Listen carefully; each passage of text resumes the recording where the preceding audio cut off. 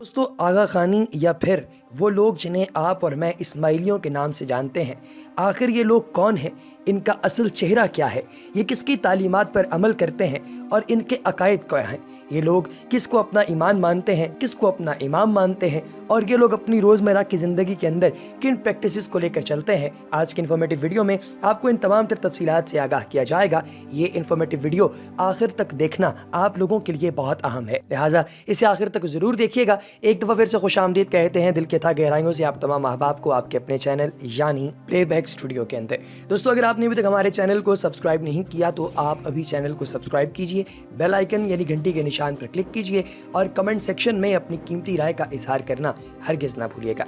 दोस्तों, इमाम जाफ़र सादिक अलैहिस्सलाम के कई बेटे थे, जिनमें सबसे बड़े हज़रत इस्माइल थे।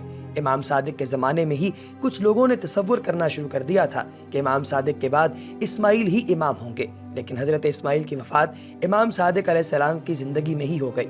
इमाम सादिक बाज़ लोगों के इस अक़ीदे को जानते थे कि इस्माइल को ही वो इमाम समझते हैं, चनाचे इमाम ने इस्माइल की वफ़ात के बाद उनका जनाजा लोगों को दिखाया और लोगों की मैयत में ही उनकी तजहीज़ व तकफ़ीन की ताकि कोई इस्माइल की वफ़ात से इनकार न कर सके।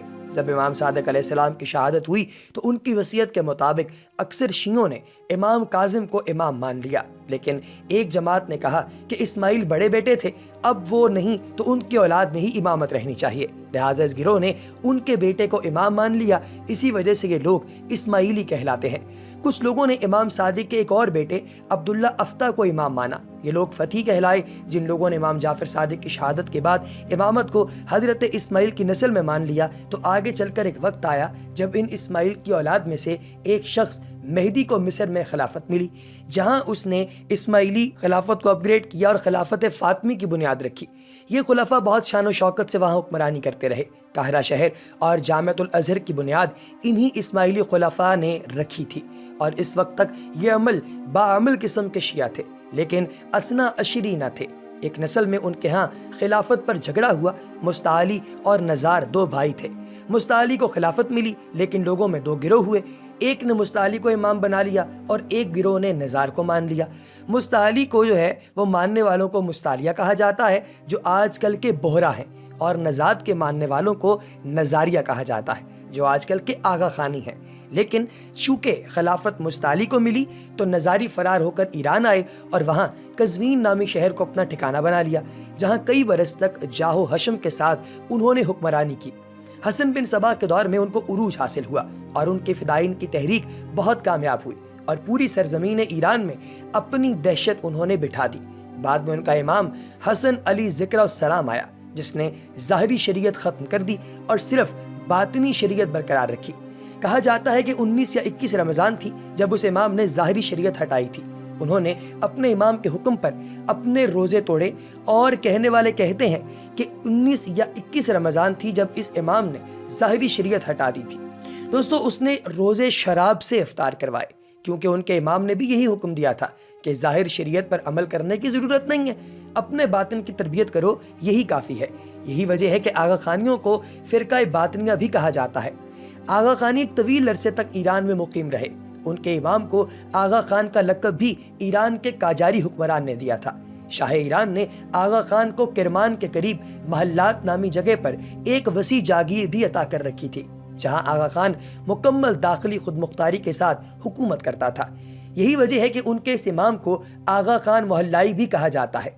लेकिन अंग्रेज़ों की तहरीक पर आगा खान अव्वल ने ईरानी काजारी सल्तनत के खिलाफ बगावत कर दी, लेकिन जब उसको शिकस्त हुई तो भागकर हिंदुस्तान में पहले सिंध और फिर बम्बई शिफ्ट हुआ। अंग्रेज़ों ने उनको सर का खिताब दिया और बहुत इज्जत और तकरीम की।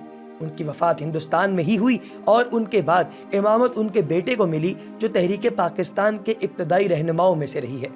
सदरुद्दीन आगा खान की वफ़ात के बाद उनके बेटे की मौजूदगी में ही उन्होंने अपने होते हुए जो है वो प्रिंस करीम को जानशीन बनाया था, जिनकी वालदा यूरोपी थी और मगरबी बूदोबाश रखते थे। यही वजह है कि अब इस्माइलियों की इमामत का मरकज़ महल्लात किरमान से निकल कर बम्बई हिंदुस्तान आया और वहाँ से अब जो है वो मगरब मुंतकिल हो गया है। دوسری طرف بحریوں کی خلافت ایک طویل عرصے تک مصر میں رہی، لیکن صلیبی جنگوں کے زمانے میں صلاح الدین ایوبی نے پے در پے حملے کے بعد اس شیعہ اسماعیلی خلافت کو ایک طویل عرصے میں ہی ختم کر دیا، اور یہ حکومت بالکل اینڈ ہو گئی، ختم ہو گئی، اور اس کے بعد آگے نہیں پھیل سکی۔ جب مصر میں بحریوں کی امامت ختم ہوئی تو انہوں نے ہندوستان و یمن کو اپنا مرکز بنا لیا۔ البتہ یہ لوگ بعمل مسلمان ہیں اور پابندی سے نماز وغیرہ پڑھتے ہیں۔ ان کی امامت کا سلسلہ خلافت فاطمی کے ختم ہوتے ہی ختم ہو چکا ہے۔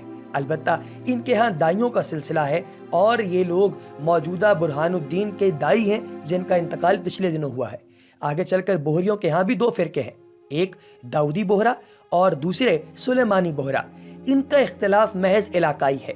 داؤدی بحروں کے دائی ہندوستانی ہوتے ہیں اور گجرات کے شہر سورت میں ان کا مرکز ہے، جبکہ سلیمانی بحروں کے دائی یمن میں ہیں اور لاکھوں کی تعداد میں ہندوستان کے جنوبی علاقوں میں بھی ہیں۔ البتہ پاکستان میں بھی سلیمانی بحروں کی ایک قلیل تعداد موجود ہے۔ داؤدی بحرہ کے لوگ بہت آرام سے پہچانے جاتے ہیں کیونکہ ان کے مرد مخصوص لباس پہنتے ہیں اور ان کی عورتیں ایک مخصوص حجاب کرتی ہیں، جبکہ سلیمانی بحرہ پہچانے نہیں جاتے کیونکہ ان کا کوئی مخصوص لباس نہیں ہے۔ جہاں تک ان کے اسلام کا تعلق ہے، ایک مخصوص حجاب وہ لوگ کرتے ہیں، اور جو یہ لوگ ہیں ان میں کوئی شبہ نہیں ہے کہ یہ اپنے کسی بھی امام کو گالی نہیں دیتے۔ کہتے ہیں کہ ایک زمانے تک یہ امام موسیٰ کاظم کو گالیاں دیتے تھے، بقول ان کے امامت کو غصب کر بیٹھے، نعوذ باللہ، لیکن یہ روش انہوں نے چھوڑ دی تھی۔ تبھی آیت اللہ ابو الحسن اصفہانی کے دور میں ان کو نجف اور کرب و بلا کی زیارت کی اجازت دی گئی۔ وہاں موجود سریحوں اور حرم کی تعمیر اور چاندی سونے میں بحریوں نے کافی مدد کی۔ بحری اب بھی جوگ در جوگ کربلا اور نجف زیارت کے لیے جاتے ہیں، اور شیعہ مراکز کے دروازے بحریوں کے لیے کھلے ہیں۔ دوسری طرف آغا خانیوں کا اسلام اس لیے مشکوک ہے کیونکہ یہ ضروریات دین میں سے کئی چیزوں کے منکر ہیں۔ نماز کے بارے میں تو ہم نہیں کہہ سکتے کیونکہ یہ نماز سے انکار نہیں کرتے، لیکن نماز کا طریقہ الگ ہے۔ جو چیز ان کے اسلام کو مشکوک بناتی ہے وہ یہ ہے کہ یہ حلول کے عقیدے کو مانتے ہیں۔ ان کے مطابق اللہ کا نور علی علیہ السلام میں حلول کر گیا اور علی کا نور ان کے ہر امام میں آتا رہا۔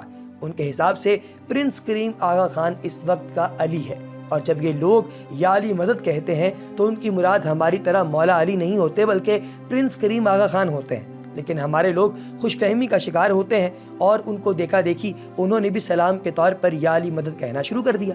آغا خانیوں میں ایک اور خرابی یہ ہے کہ وہ مادہ جسمانی کے منکر ہیں، یعنی ان کے نزدیک میدان حشر، پل صراط، جہنم، جنت ان کا کوئی ظاہری وجود نہیں ہے، بلکہ یہ کنایا ہے، اور ان کا عقیدہ ہے کہ ہم اس جسم کے ساتھ حشر کے دن نہیں اٹھائے جائیں گے۔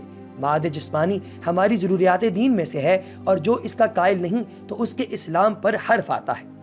یہ ان لوگوں کے بنیادی عقائد ہیں جو میں نے آپ لوگوں کے سامنے پیش کیے۔ یہ لوگ ایران، مصر، انڈیا، ان تمام علاقوں کے اندر آج بھی موجود ہیں۔ دوستو، یہ مختلف چیزیں جو کہ میں نے آپ لوگوں کے سامنے پیش کی، یہ باقاعدہ طور پر مختلف قسم کے ریفرنسز سے ہمارے تک پہنچتی ہیں۔